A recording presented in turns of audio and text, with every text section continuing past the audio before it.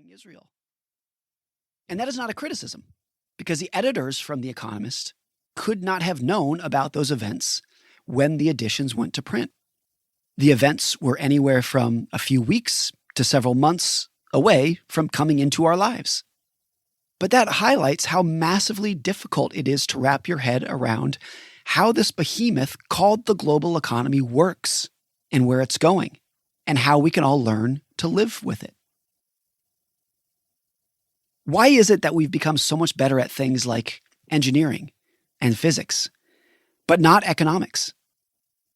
There could be all kinds of answers to that question, but a big one is that economics is one of the few fields that requires equal parts precise technical knowledge and an appreciation for how messy and flawed and emotional and irrational people can be. Money, whether it's personal finance or investing or economics, is typically taught as a math-based field where you take the data and plug it into a formula and out pops an answer. And not just an answer, but the answer. Iron laws, just like in physics. The problem when thinking like this is that in theory, people should do what the economic laws tell them to do. But in reality, people are impatient, misinformed, bad at math, hungry, irritable, short-sighted, guided by incentives, and a slew of other unavoidable characteristics that create a mile-wide gap between theory and reality. And that is why I'm so excited about this book. There are quite a few people who understand the technical details of the economy.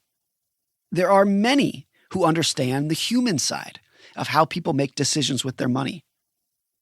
There are not many people who understand both. Kyla Scanlon is one of them. I came across Kyla years ago when she made short videos about the economy that were as funny as they were informative. It was instantly apparent that she not only had mastered the technical details of how the economic machine works, she could also explain it in a way that had so much empathy for the human side of this field. Her work exploded in 2022 when she coined the term vibe session to describe a situation in which the economy was technically okay, but people still felt glum about it, and their vibes could become a self-fulfilling prophecy. It's a perfect example of understanding the gap between the chalkboard and the real world. Now, let me tell you, roughly 0% of economic PhDs understand that gap, and exactly 0% can explain it like Kyla can. Introduction. What do we really need to know about how the economy works? The answer is pretty simple. Most of it is intuitive, even if it doesn't seem so. Honestly, it might be for the best if you can't remember a thing your teacher said about monetary policy, since our normal ways of thinking about the economy bake in untested assumptions, the way we've always done it models, and a troubling disconnect between theory and the concerns of real people. I know the last few years of economic news have been disorienting. Reality feels almost like a dream state.